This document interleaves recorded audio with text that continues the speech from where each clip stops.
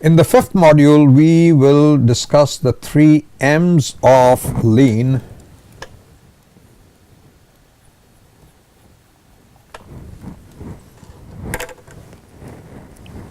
Okay, and let me get that out of here. The 3 M's that we have stand for 3 Japanese terms: Muda, Mura, and Muri.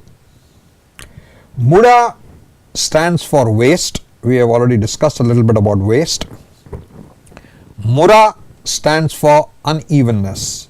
That means when things are done and there is actually times when there is a lot of activity and there are times when there is no activity. That is what we mean by unevenness. Ideally, when a task is being done, when a process is being run, if it is being done smoothly, there should be evenness in the rate at which that activity is being done. If it is not, and if that is uneven, we say that there is mura in the process, and that is bad, and we'll talk about why it is bad. The third of the M's is muri, and muri stands for overburden. That means when you have excess activity, suddenly you have too much of, we are asking an individual or a department or a machine or a system to do more than what is possible or what is normal. And when we ask people to do much more than they are capable of doing comfortably, that is where mistakes get made, that is where waste gets generated. And again, Muda, Mura, and Muri are 3 things that we need to work to eliminate from our particular system. Let us begin with Mura, which is the unevenness. And an example of unevenness is a lot of times, and some of you will probably be able to relate to this. When you have a production schedule which is based on a monthly schedule, what you tend to find is that 50 to 70% of the month's production quite often takes place in the last week or 10 days of the month. Okay, the first half of the month is very light in terms of what gets produced, and the focus is only in the last few days, and the reason for that is because you have a schedule to deliver.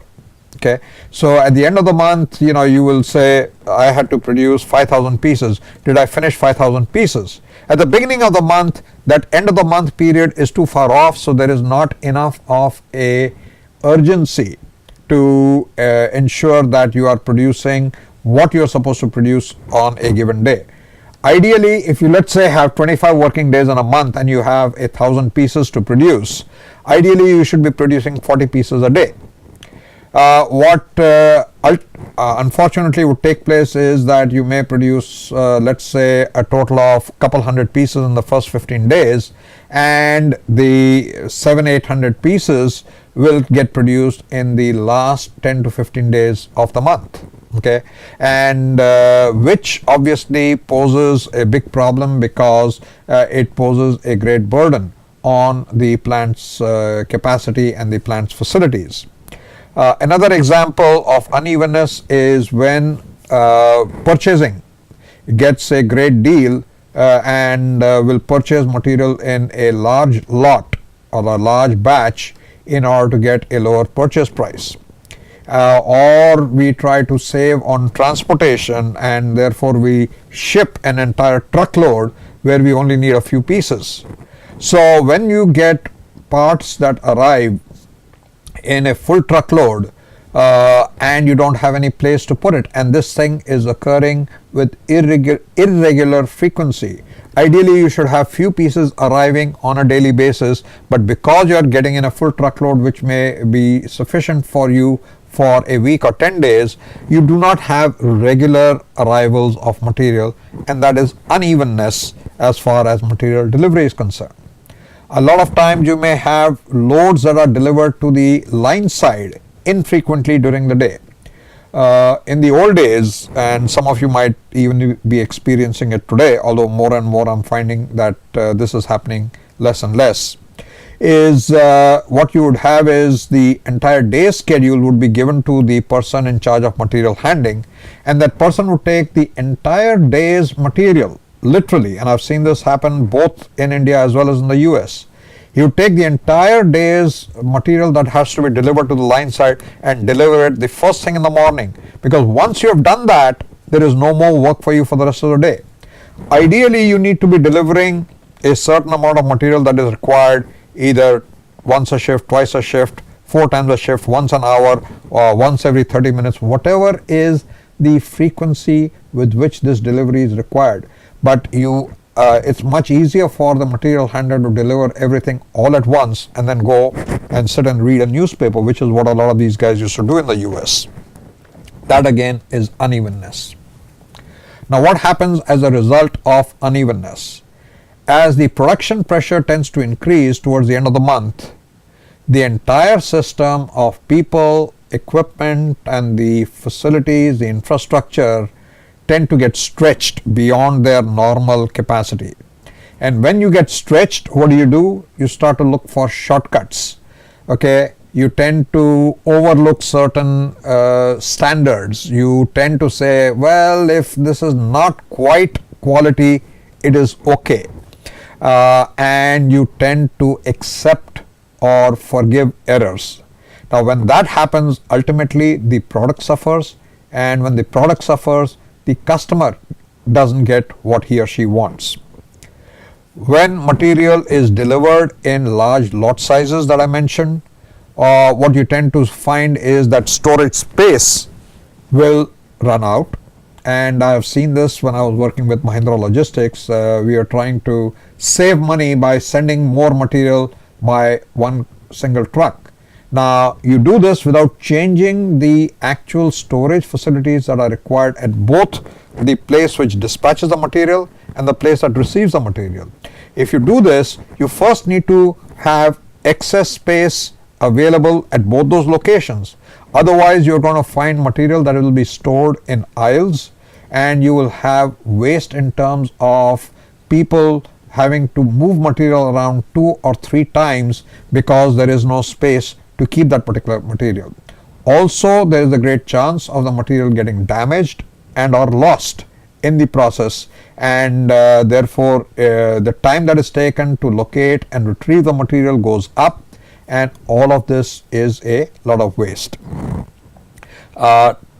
Receiving and shipping docks tend to get overextended when your receiving is less frequent, and trucks have to wait. Material has a chance of getting damaged, and again, all of this is waste.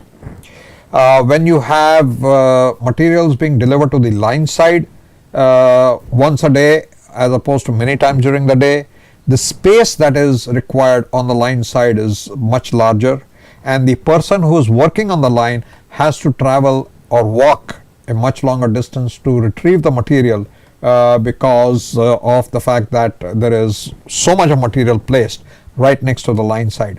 Ideally, the material that is stored right next to the line should be just at arm's length so that the worker does not have to move too far to be able to access the material.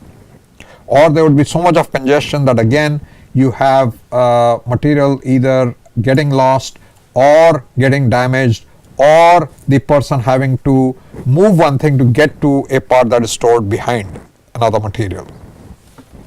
So when you talk about Mura, Muri and Muda, what you start to see is that unevenness in the system, basically excess of production at the end of the month, large batch purchases or transportation of goods and other examples of unevenness basically end up causing an overburden on the resources at certain times, which are the times of peak requirements. Okay, and when you have overburden, the capacity of these resources tends to get stretched, When the capacity of these resources tend to get stretched, as I said, we tend to take shortcuts and we have a number of errors which tend to be forgiven, and all of this overburden quite obviously leads to waste.